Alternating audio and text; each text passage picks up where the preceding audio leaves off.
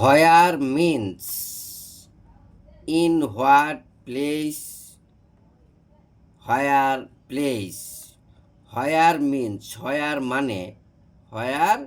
মানে in what place কোন স্থানে, কোন স্থানে, হোয়ার প্লেস কোন জায়গায়, কোন স্থান সম্পর্কে প্রশ্ন করে।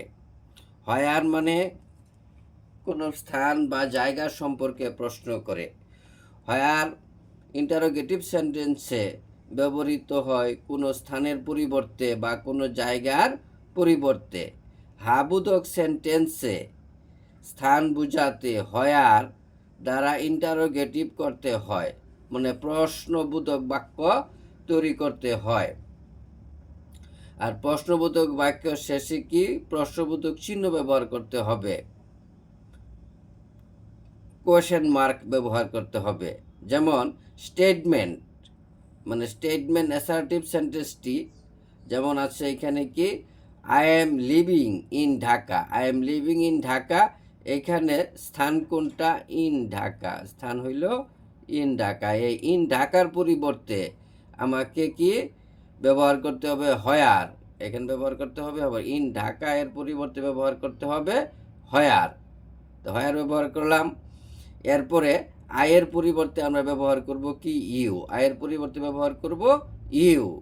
ইউ থাকার কারণে এখানে আর হয়েছে, তাহলে হোয়ার আর ইউ লিভিং, এখানে দিতে হবে কোশ্চেন মার্কস। এখানে কোশ্চেন মার্ক মানে প্রশ্নবোধক চিহ্ন দিতে হবে, ইন্টারোগেটিভ সাইন ব্যবহার করতে হবে, এই যে প্রশ্নবোধক চিহ্ন।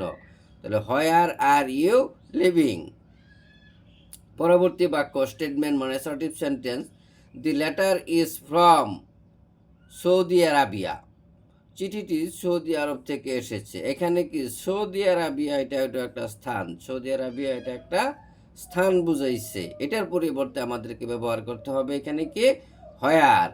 তাহলে হোয়ার ব্যবহার করলাম এটার পরিবর্তে।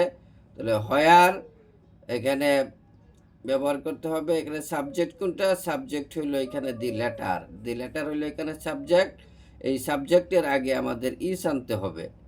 ইন্টারোগেটিভ সেন্টেন্সে সাবজেক্টের আগে সাধারণত কি আনতে হয়, অক্সিলারি ভার্ব সাবজেক্টের আগে আনতে হয়। হোয়ার ইজ লেটার ফ্রম, প্রশ্নবোধক চিহ্ন। পরবর্তী সেন্টেন্স,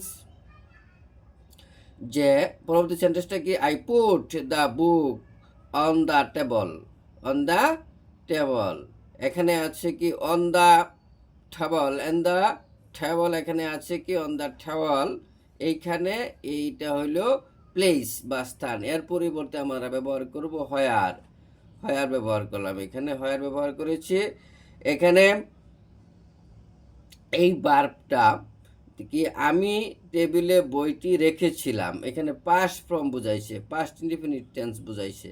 তাহলে পাস্ট ইনডিফিনিট টেন্সে এই বাক্যকে ইন্টারোগেটিভ করতে গেলে আমাদেরকে অক্সিলারি ভার্ব হিসাবে ডিড ব্যবহার করতে হয়। মনে রাখতে হবে পাস্ট ইনডিফিনিট টেন্সের বাক্যকে ইন্টারোগেটিভ করতে গেলে অক্সিলারি ভার্ব হিসাবে আমাদের কি ব্যবহার করতে হয়, ডিড ব্যবহার করতে হয় সাবজেক্টের আগে।